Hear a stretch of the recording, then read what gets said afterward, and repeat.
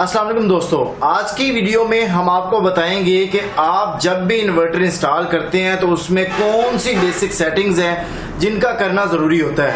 अक्सर ये देखने में आया है कि लोग इन्वर्टर इंस्टॉल करते हैं लेकिन उसके बाद उसकी बिल्कुल भी कोई पैरामीटर सेटिंग को चेंज नहीं करते, बाय डिफॉल्ट सेटिंग पर उसको चला देते हैं। अक्सर ये भी देखने को आया है कि लोग तमाम सेटिंग्स को छेड़ते हैं और उससे उनको प्रॉब्लम्स का जो है वो सामना करना पड़ जाता है। तो ये दोनों तरीकेकार गलत है कि आप बिल्कुल भी सेटिंग ना करें और तमाम सेटिंग्स को छोड़ें। तो जब भी आप इन्वर्टर इंस्टॉल करते हैं उसकी कुछ बेसिक सेटिंग्स करना जरूरी होता है। वो सेटिंग कौन सी होती हैं आज की वीडियो में मैं आपको बताता हूं। मेरा नाम है मुदस्सिर रहमान और आप देख रहे हैं A to Z सोलर। अगर आप हमारे इस चैनल पर न्यू है तो इसको सब्सक्राइब कर दें। अगर आपको वीडियो अच्छी लगे तो इसको लाइक जरूर कीजिएगा और दोस्तों के साथ शेयर जरूर कीजिएगा। तो चलिए शुरू करते हैं। ये जो हमारे पास इन्वर्टर है ये हमारे पास ओमेगा कंपनी का इन्वर्टर है और ये 5 किलोवाट का इन्वर्टर है। प्रोग्रामिंग करने के लिए हमें राइट साइड पे 3 बटन दिखाई दे रहे हैं। इसमें जो एरो के निशान वाला है ये इंटर का बटन है, इसके जरिए हम प्रोग्रामिंग में दाखिल होते हैं। और इसमें ये जो डाउन का बटन है और ये अप का बटन है, तो ये बैक का बटन है, इसके जरिए हम प्रोग्रामिंग से बाहर जाते हैं। जैसे कि आप देख सकते हैं 01 में ये वो ऑप्शन है जिसमें हमें 3 ऑप्शन देखने को मिलते हैं। पहला ऑप्शन क्या है कि SBU। अगर आप चाहते हैं कि आपका सोलर पहले यूज हो, बैटरी बाद में और फिर वापस यूज हो, तो आप इसको इस पे सेट कर सकते हैं। सबसे पहले सोलर इस्तेमाल हो, बाद में यूटिलिटी इस्तेमाल हो और फिर एंड पे जो है वो बैटरी इस्तेमाल हो।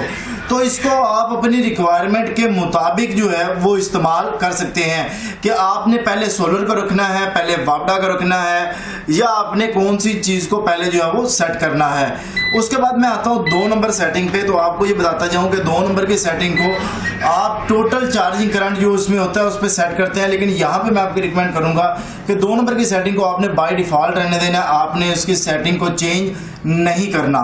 इसके बाद हम आएंगे 5 नंबर की सेटिंग पे। तो 5 नंबर की सेटिंग जो है इसमें हम बताते हैं कि हम बैटरी टाइप कौन सी यूज कर रहे हैं। वो बाय डिफॉल्ट जो हमें देखने को मिलती है वो हमें AGM बैटरी मिलती है, यानी अगर हम ड्राई बैटरी यूज करते हैं तो हमारे पास एक दूसरा ऑप्शन है FLD का जो हमारे पास लेड एसिड बैटरी होती है।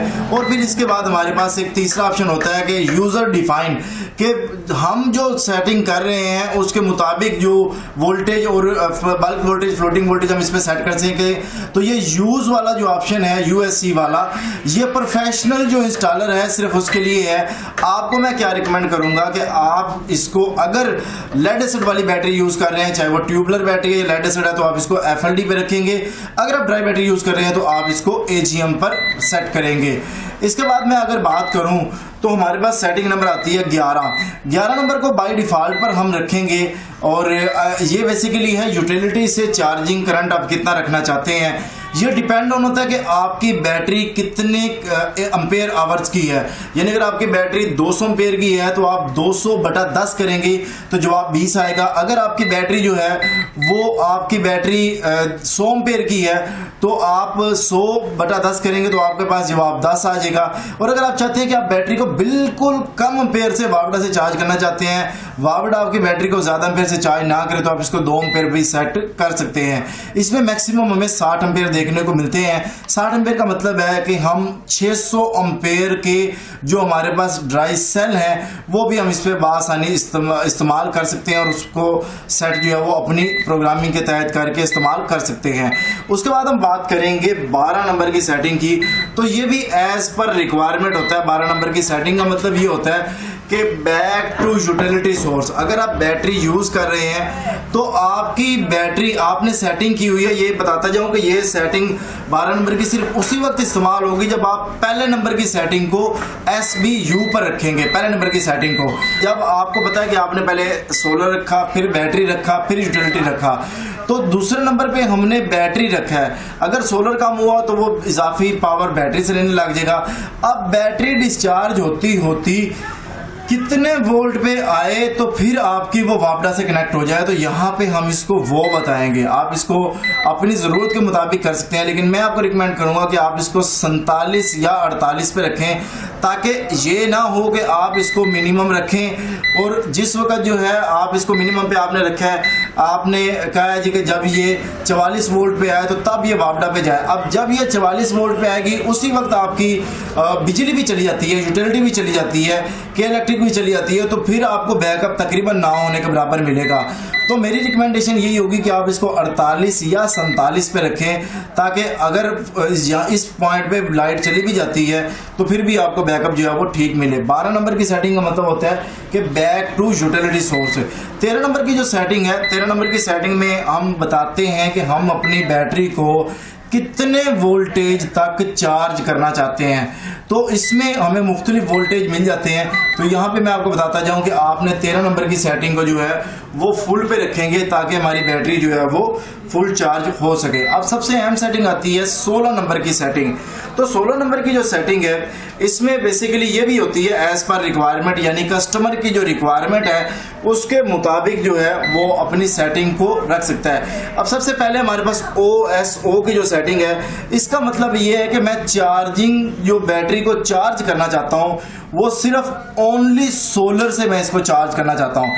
अगर आपके पास इसके बाद आपके पास दूसरा ऑप्शन जो है आता है, आपके पास CSO का आता है। CSO और आपका ये SNU में सोलर एंड यूटिलिटी, ये दोनों जो है देखिए सोलर एंड यूटिलिटी यानी सोलर और वापडा दोनों सेम टाइम में जो है वो आपकी बैटरी को चार्ज कर रहे हो।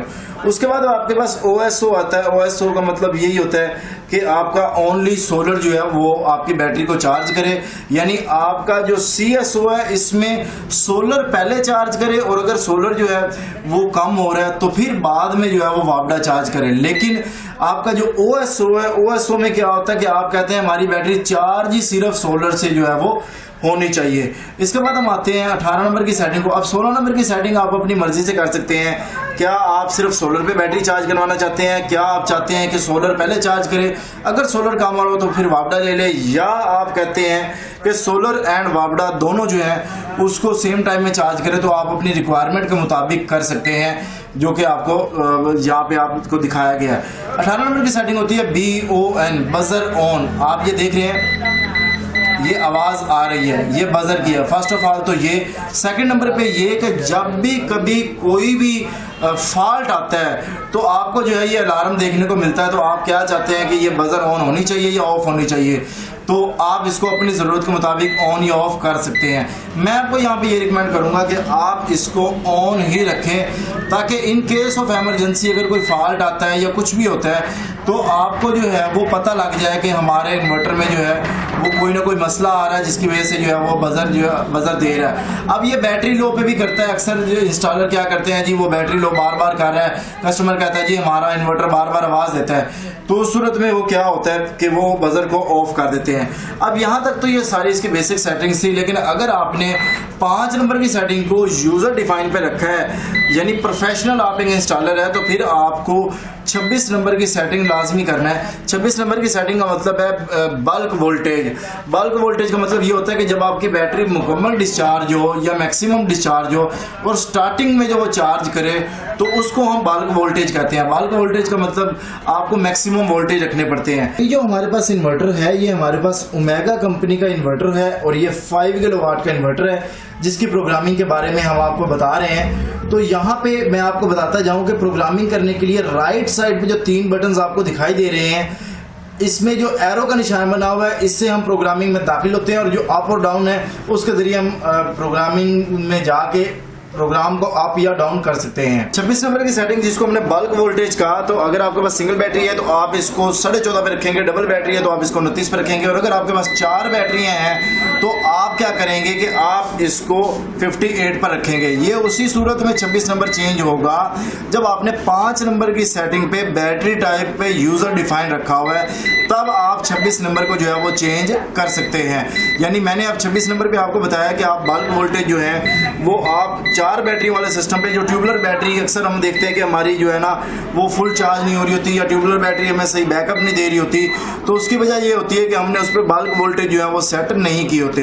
तो बल्क वोल्टेज आप 58 रखेंगे, और फ्लोटिंग वोल्टेज जो है वो सिंगल बैटरी के ऊपर आप 13.5, डबल बैटरी पे आप 27 और 4 बैटरी पे आप जो है वो 54 रखेंगे। तो उस सूरत में जो है वो आपको बेहतर परफॉर्मेंस जो है वो ट्यूबुलर बैटरी या दूसरी बैटरी जो है वो देगी।